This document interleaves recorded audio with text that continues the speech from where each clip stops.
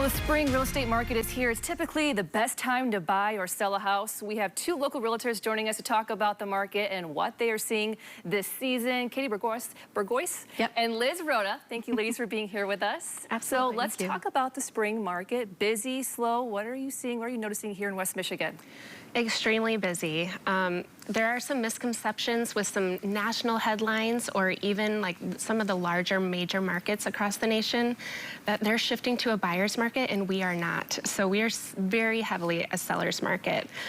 We're seeing mortgage applications are up, pending sales are up, and we're feeling it in the conversations we're having and also the competitive bidding scenarios that we're experiencing. And so Katie's going to talk a little more about that. Yeah, I've got a couple really good examples. The first house is in Northeast Grand Rapids, and they priced it right out of the gate at $245,000.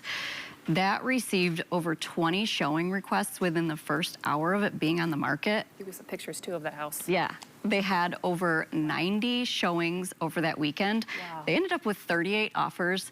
And that house is going to close around 20% over list price. And this is actually the next house I'm going to talk about.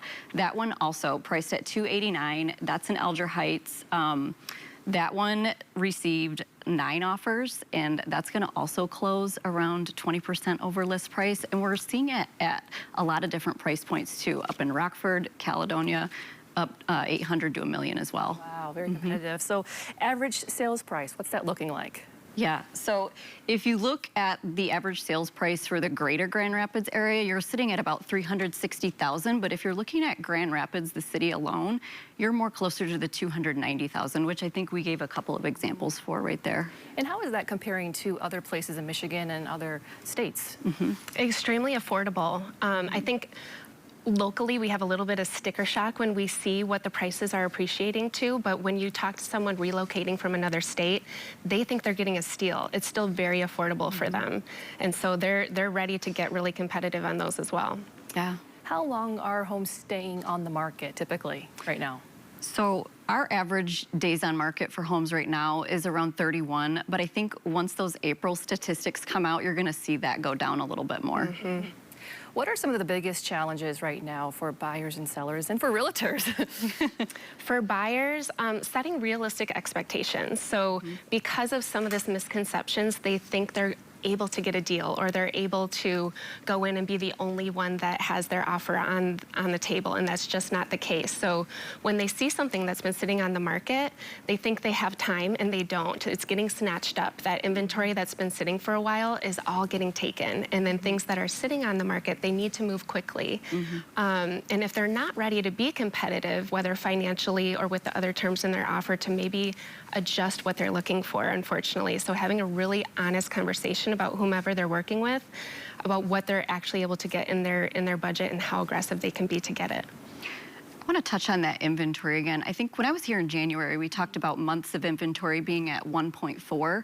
We are now at 0.9 months of inventory. And what that means is that if there are no other homes listed, our entire supply will be depleted and gone within less than a month. Wow. Okay, Katie, Liz, if you are selling your house, it needs to be like, it needs to stand out, right? Give us some tips. Yeah. Okay, first thing, you're gonna call a professional. Yeah. But you really wanna focus on 3 Ds, and that's deep cleaning, decluttering, and depersonalizing. And those apply to everyone. There are no exceptions there. The most important one, in my opinion, is deep cleaning. It's really hard to get a buyer excited about a dirty house, and it also speaks volumes to how well the home is maintained while they've been living there. And on top of that, so those are the things that the seller has some control over. And then also, I'm telling everybody that I meet with right now, pricing is so important. Not to overprice, not to underprice, because quite honestly, with that many showings and that many offers, it gets too overwhelming. Or if you go too high, people think they have to compete higher than your already high price. They're not even gonna try. There are some offers actually, or some homes where people think there's going to be 10, 20, 30. There's none because they think they can't compete at that price. So hitting it right on the head, right in the middle, not too high, not too low, is really important as well to make it stand out. And about 15 seconds left. Any tips for people looking to buy? Just setting those realistic expectations and moving quickly. All right. Thank you, Katie. Thank you.